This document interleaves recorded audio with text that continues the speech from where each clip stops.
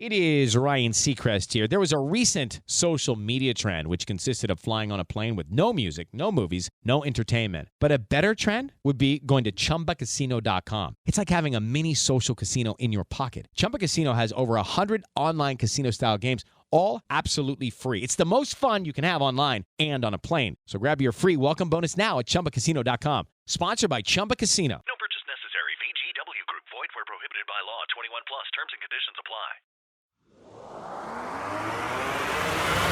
Let's go. Welcome to the Integrative Edge, your go-to podcast for fresh perspectives on holistic health and functional movement. Join us as we explore innovative ways to optimize your health naturally and sustainably. I'm Kelly Demers, founder of the Integrative Wellness Coalition and the owner of True North Performance. I'm Lindsay Seefeld, doctor of physical therapy and owner and operator of Uplifted Oncology Rehab. I'm Dr. Kimberly Klimek, licensed pharmacist and owner of Innate Healing and Performance. You can find the show on Spotify, Apple Podcast, or wherever you get your podcasts. Subscribe so you never miss an episode. Welcome to the Integrative Edge, where we bridge the gap between fitness, functional medicine, and holistic wellness. I'm Kelly Demers, and as always, I'm joined by my two amazing co-hosts, Dr. Lindsay Seefeld and Dr. Kim Klimek. Today, we are diving into an incredibly important topic: health considerations for pre- and post-menopausal women. This is a stage of life that brings major changes, both physically and emotionally, and we want to break down what women can do to optimize their health throughout these transitions. Menopause is often talked about in terms of symptoms, right? So we talk about it in terms of hot flashes and weight gain and mood swings, but it's so much more than that. So there are some long-term health considerations, including bone health we talked about earlier, heart disease risk, metabolic changes. Today we're going to talk about what women can do to support their bodies before, during, and after menopause. So we're going to cover nutrition, movement, hormone balance, mental health, practical steps that will help you navigate this phase of your life. Let's start by defining menopause. Yeah, so like even just like pre-menopause and menopause. So yeah, so most like medical definition for menopause is basically when you haven't had your period for like a whole year. And sometimes people say if you haven't had it for like 6 months, but I think medically, like I guess the accurate conventional medicine will say 1 year. Which can be at a different age for many women. And then interestingly enough, I would say the term like perimenopause and even premenopause, it's actually, for me, it's a much wider range of time. And honestly, I say that because I would classify myself as really like perimenopause actually in my early 30s. So it's a time you can experience these shifts in hormones all the way starting in your 30s till basically up till menopause. And even before that, because now I have clients with kind of hormonal changes even in their early 20s and teens now a little bit. So interesting.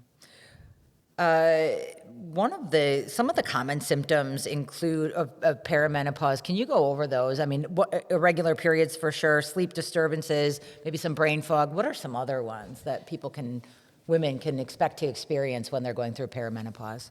Yeah, oftentimes, women will describe things like, I can't remember where I put my keys, or I literally just had a conversation like 2 minutes ago and I don't remember what I said. And so it's things like, yeah, I'm raising my hand over here. Yeah, for sure. So it's things like that. And then they'll start to experience more weight gain, definitely specifically like around the hips area. And then there's kind of starting to develop bone loss. So like when people start to get their bone density scans, they'll hear things like osteoporosis, osteopenia. And honestly, it's a time where these fluctuations in hormones are kind of all over the place for some women. And then it creates drastic mood shifts and changes. So a lot more like very, very easy crying, like anything can kind of set you off, where you're much more irritable, or you just cry at like any little thing. So those are definitely some other like prominent symptoms. I'm going to throw this out to both of you before we get into a deep dive here. What are some of the biggest misconceptions you've heard about menopause? Like, I think like I've seen like, it's just going to happen so much older, but I feel like things are, like you said, are changing. Especially with girls, I feel like they're getting their periods younger too. Mm-hmm. And I do feel like there's almost like a shift, like it's almost getting a little younger. I don't know if that's true or not, but I just... Yeah. No, it has been that way for sure. And a lot of people will like, they'll kind of try to get an inkling and say, okay, this is when my mom went through menopause or perimenopause, and then try to, see when that time frame may be for you, or try to be equivalent to that time frame. But it's different. It's different for everybody. And some of it, yes, can be a little bit similar with the genetics. But honestly, that comes down to just a lot more exposure to environmental factors than we ever had in our lives before. Yeah. And we can certainly dive into that a little bit. And like other myths I think about for like menopause is just basically the education regarding estrogen. Like there's really poor education surrounding estrogen and the importance of it. And then actually understanding the difference between different kinds of estrogen in your body. And because not all estrogen is bad, it really has been this like hormone that's demonized, I would say, for a really long time, because yes, like in our younger years, so more of like the pre-menopausal time frame and even up till like perimenopause, we tend to care a little bit more about like estrogen dominance or just like too much exposure to estrogen. And trust me, there are certain particular cases, especially with like hormone testing that I've done for women, where in their younger time, when they're struggling with some of the fertility and like ovulations, they actually don't have like any estrogen, and that's a little piece of the picture too. So the education regarding estrogen is poor because a lot of people hear the terms like estrogen-driven cancer, or like hormone-driven cancer. And so not all estrogen is bad. It's responsible for over 400 functions in our body. This is why you start to experience the symptoms when you get to menopause, because often that's a time where the good estrogen, especially estradiol, falls off for us. And so then people don't make it anymore. There's a small percentage of the population that do continue to make estrogen as they age, and a lot of people are like, oh, those are the lucky people, like you're not experiencing any like perimenopause or menopause issues. And yeah, they are kind of a little bit of the lucky people, because the majority of the population will go through these symptoms at some point. So it's like, we are here to help empower you and educate you so that you don't feel like you have to struggle through this time. There's certainly help out there. I know a lot of the clients that I've been working with right now for like perimenopause and menopause and post-menopause have really felt lost in this time period before they found some of the strategies that we'll talk about today. For sure. Estrogen plays a huge role in maintaining bone density, and so I'm glad you touched on that, because from my perspective, one of the ways that we would impact that from a physical standpoint is strength training. When we look at strength training's role in preserving bone density and building muscle, that's such a key component of it as well. Oh, I love that you said that, and that is something that I always talk to my clients about, because it's probably one of the most important things that you can do for yourself as you age is basically resistance training, and have particular exercises and things that are going to help you with your bone health. Yeah, especially strength training, and like with the bone health, I don't know if you guys have heard about this, but, we really build our bone when we're younger. So kind of roughly about age 25 to even 30 is kind of when our bone bank is. Like that's when our body builds up the most bone. And then, there's kind of a, stable period in our life, kind of about that 25 to 50. Where our body is kind of plateaued, but then it's right around the time when we kind of hit that menopause, and there's this huge drop, and then we start to lose a lot of our bone. There's just a rapid loss at that point. For sure. I would love to say that people come in here and they are looking for ways to build up bone density, and that's why they want to strength train. That's not the reality, right? No one's coming in here to build better bone strength. Where we do notice a lot of women coming in is because they are frustrated with the weight gain that is around menopause. So is this inevitable, or are there strategies that we can use to counteract it? I think it's called what was that, like menopause or something? Yeah. It's like the ugliest term in the world.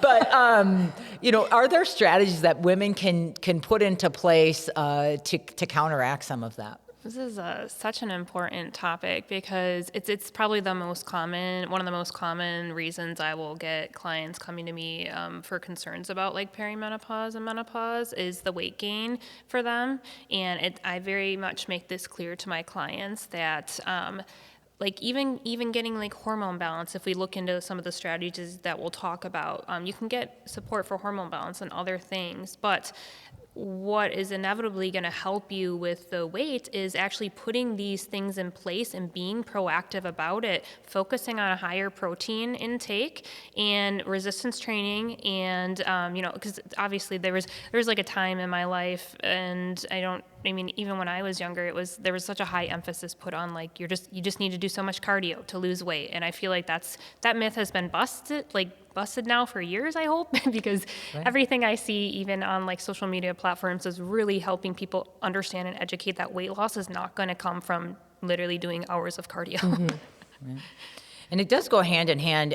Kim, you talked a little bit about estrogen, but as estrogen declines, the body tends to hold on to more fat, especially around the midsection. I think it's important for women that are listening to this to understand that you are not powerless in this next phase of your life. There are strategies that can be put into place to bring around real change.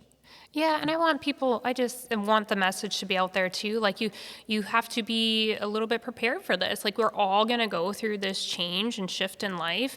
And I mean, I'm not personally in menopause right now, but trust me, everything I know about hormone health and all the education that I've received regarding it, and the countless amount of clients and people who are experiencing these symptoms, because I have my own, personal journey with my hormone imbalances, I can understand like where they're coming from and empathize with them. But my biggest message for people is, yes, our hormone balance can help a little bit with especially symptoms, right? Like we can cover things like hot flashes, we can get you sleeping better, that type of thing, if we're gonna, and bone health, that kind of stuff, a little bit with some hormone balance things. But it's still never going to replace the actual movement and the nutrition component of it. And just, so many people, they're not getting enough protein. Right. I would say not getting enough protein, probably not getting enough movement. One of the things that we talk about in here is how everything is connected. An increase in protein helps protect muscle mass. It helps protect just the overall muscle structure. When you talk to your clients about protein intake, how much are you telling them they should be aiming for? In here, we generally will use 1 gram of protein per pound of body weight. So if someone comes in and they weigh 160 pounds, we're going to aim for about 160 grams of protein per day. It could be a little bit lower than that. It just kind of depends on where they are and how much they're training, but usually 0.8 to 1.0 grams per pound of body weight is what we give as our recommendation in here. Yeah, I love that. I mean, I stick to that strategy more or less, but I definitely will refer my clients to the experts in that field in nutrition. And that's what I do as well. Macros and all those types of things if they're looking for that. Because I can't wear all the hats in my practice, and I certainly wouldn't want to be the one trying to manage all of their like nutrition components too. I give like surface level recommendations, I would say, regarding nutrition. I'm always going to be, a big proponent about whole foods and eating colors of the rainbow and getting a variety and overall, having your healthy fats and red meats when you need them, and the fish, wild caught fish and things like that. But yeah, so I would say surface level, just kind of, pound per 1 gram of protein per pound of body fat. Yeah. Okay. I'm going to dive into hormone balance and mental health relative to menopause. There's a lot of debate, and I hope this isn't a trigger, but there's a lot of debate around hormone replacement therapy. Who do you think benefits the most from hormone replacement therapy? Yeah, it absolutely is a hot topic. And again, I think it just comes down to education. When I first learned about like hormone replacement therapy and like bioidentical hormone replacement, it was not until I was already going through, or I had already struggled with like endometriosis and hormone imbalances for 10 years. It was never something that I was trained on in grad school, certainly not during my residency or anything like that. It was sort of like, we don't help women balance their mood issues or sleep issues or depression, anxiety with hormone support and balance. We give them SSRIs or SNRIs because that's just the the protocol, and that's what you do. And so it just kind of was getting a little bit more educated on how this can be used as a tool and provided as an option for people. So when I started to learn about hormone replacement therapy, I was quite interested in it because essentially to me, my science brain was like, the concept behind it is honestly, actually, you look at, you can get a baseline of where your hormone levels are at, right? We can look at your estrogen levels, which can include like estradiol, estriol, and estrone. So again, this is where we're breaking down the actual good estrogens versus bad estrogens. So we can look at those. We look at progesterone levels, testosterone, and DHEA, which is another androgen hormone. And if you are deficient or there's an overabundance or basically an imbalance in any of these hormones, the concept of it is essentially replenishing or replacing. If there's a deficiency, you're replacing the exact hormonal structure of what your body makes. Now, when I'm explaining this to a client, they may not understand the difference between a synthetic hormone, which is kind of like man-made chemical, and a bioidentical hormone, which is exactly the structure that your body makes. And there is quite a big difference. And I do a lot of free webinars and education regarding this because, unfortunately, synthetic hormones are not the same as a bioidentical hormone.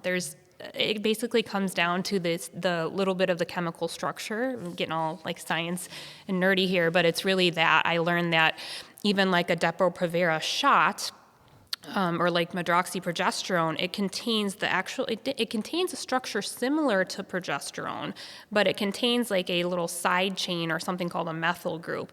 And just that small change, if you know anything about like science and cells and the body and receptor sites, essentially that molecule is not going to act the same as progesterone.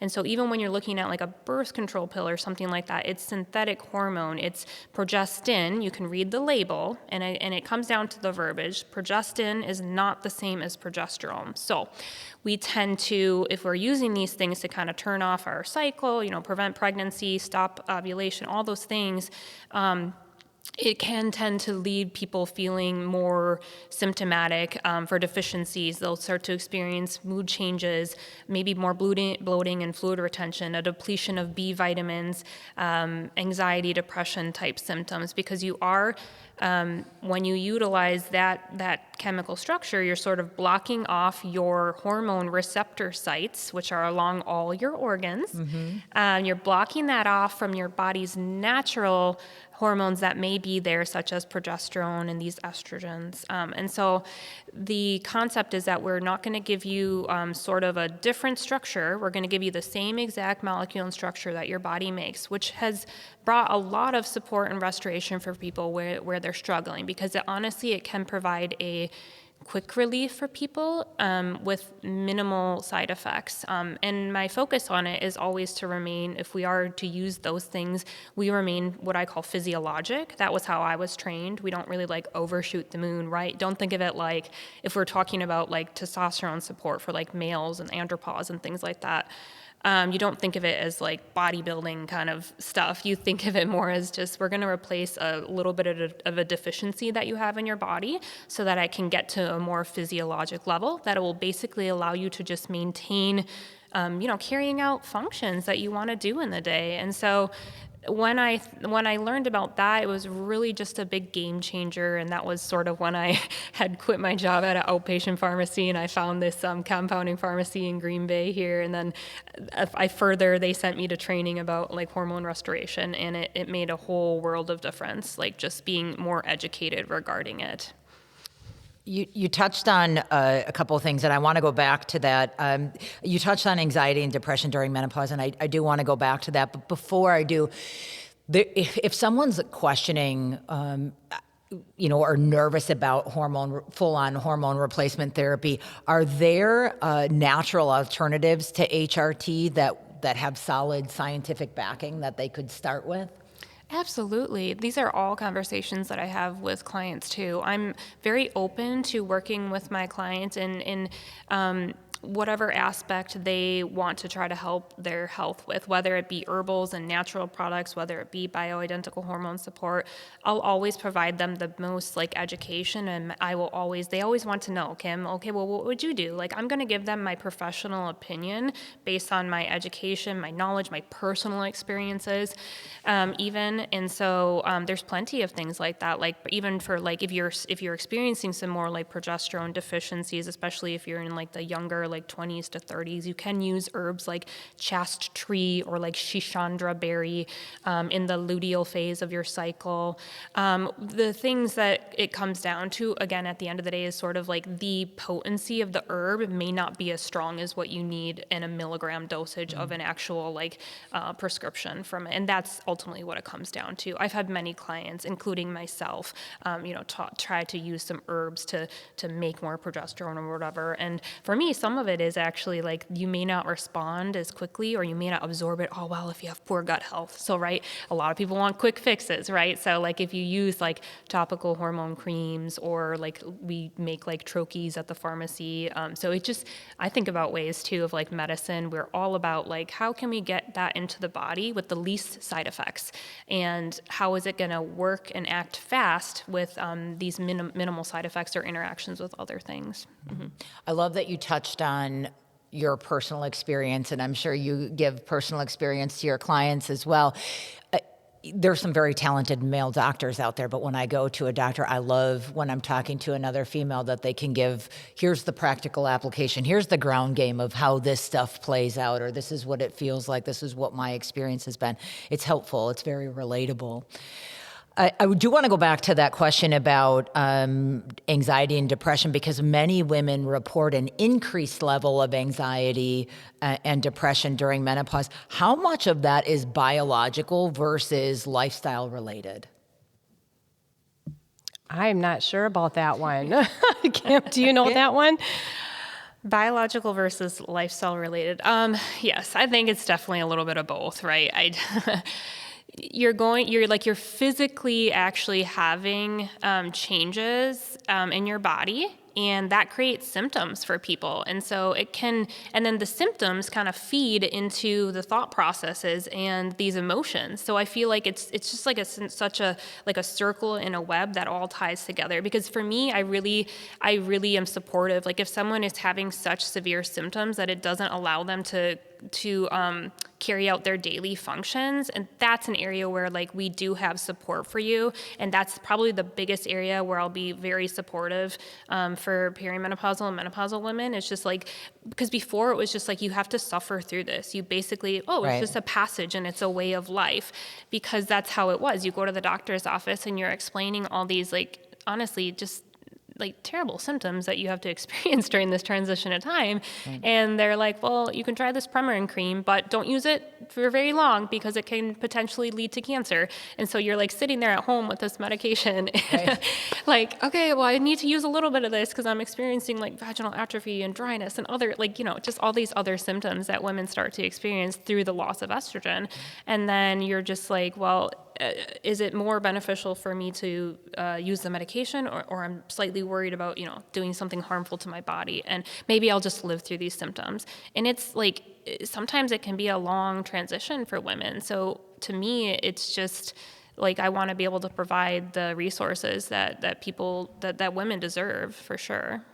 Right. I think from our perspective in here, we would always bring it back down to talk to a professional. First, let's look at the things that are within our control. How well are you sleeping? Is your diet adequately fueling your body? Are you handling stress? Are you able to navigate stressful situations? And if those things are in check and they're still feeling a little bit lost or a little anxious, then we would refer out as well and make sure that they're getting the help that they need. Yeah, absolutely. And I mean, like, there's different things, like there's like phytoestrogens and certain supplements that you can kind of try too for like estrogen support. And again, it's just quite interesting because everybody's different. They're very quite different, especially when it comes to hormones. Like, I'm always just super intrigued. I do find myself now a little bit like through my training, I'll be like out and about and I see someone with like very like luscious, thick hair. And I'm like, oh, that girl probably makes a lot of testosterone, or like, you know, things like that. Cause I just like, I understand like where, like what drives that, what drives some of these features too with our hormone balance. For sure. All right. We talk about sleep. You know, I hit on sleep just a little bit. It plays a key role in hormone balance. So if you're struggling with sleep, and we've done an episode on or talked about the importance of sleep, what are some ways that women can improve their sleep quality? If you were to give somebody just a couple practical takeaways. Well, I mean, Kim will be able to talk more about like things that you can do internally, but you know, like for me with sleep, it's usually about the environment. I always kind of check in with them on, you know, how is your sleep environment? You know, we want a very quiet, soft environment, you know, minimizing the electronics before bedtime.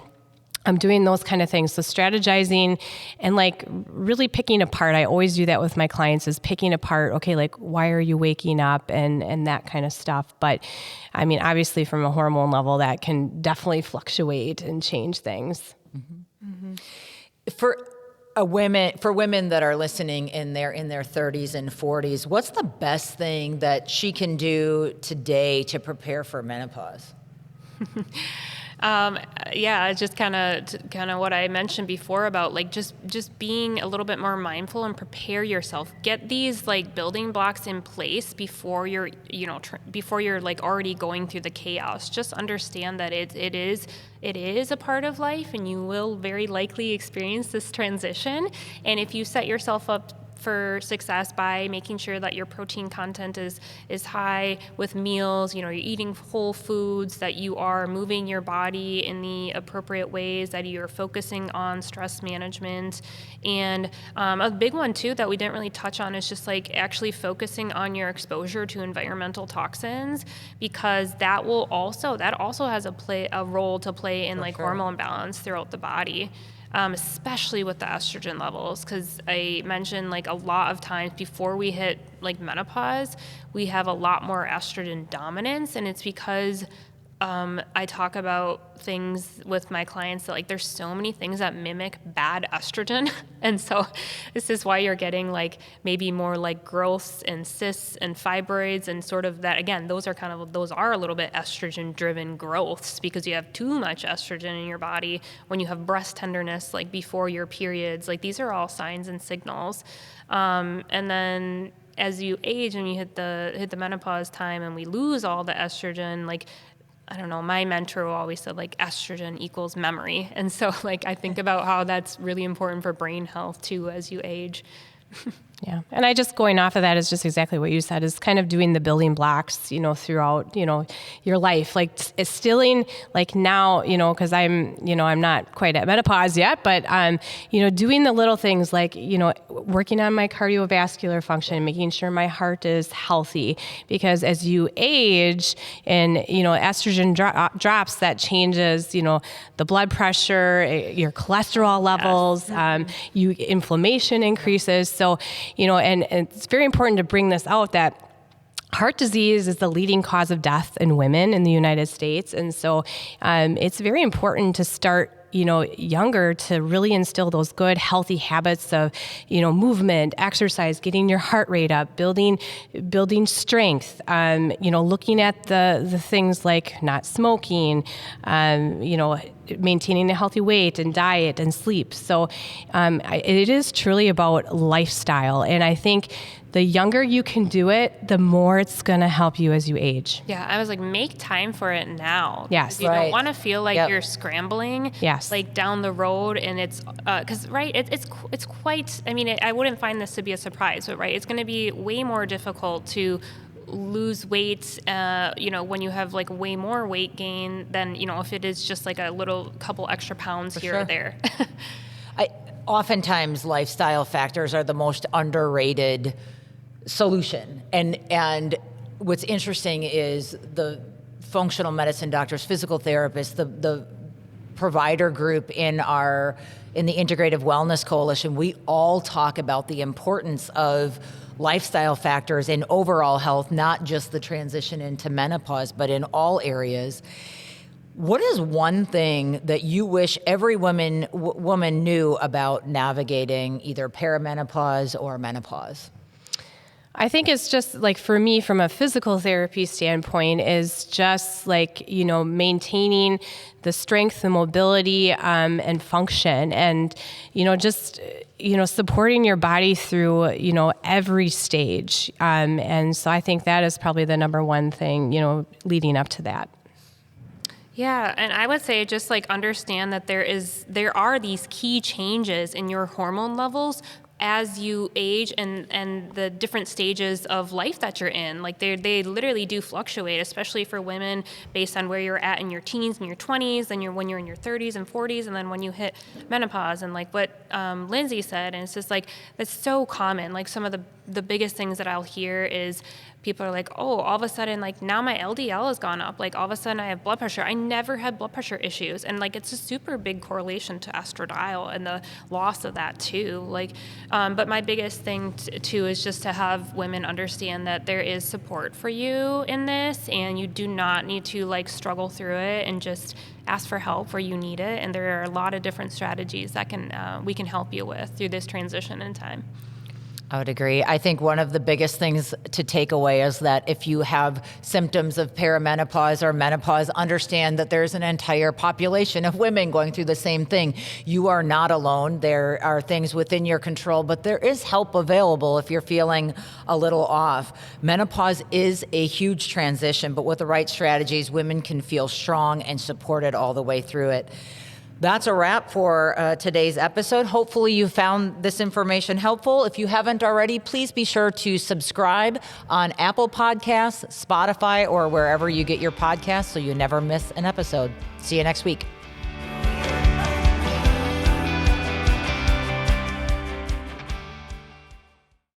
Hello, it is Ryan, and I was on a flight the other day playing one of my favorite social spin slot games on chumbacasino.com. I looked over at the person sitting next to me, and you know what they were doing? They were also playing Chumba Casino. Coincidence? I think not. Everybody's loving having fun with it. Chumba Casino is home to hundreds of casino-style games that you can play for free anytime, anywhere, even at 30,000 feet. So sign up now at chumbacasino.com to claim your free welcome bonus. That's chumbacasino.com and live the Chumba life. No purchase necessary. VGW Group. Void where prohibited by law. See terms and conditions. 18+.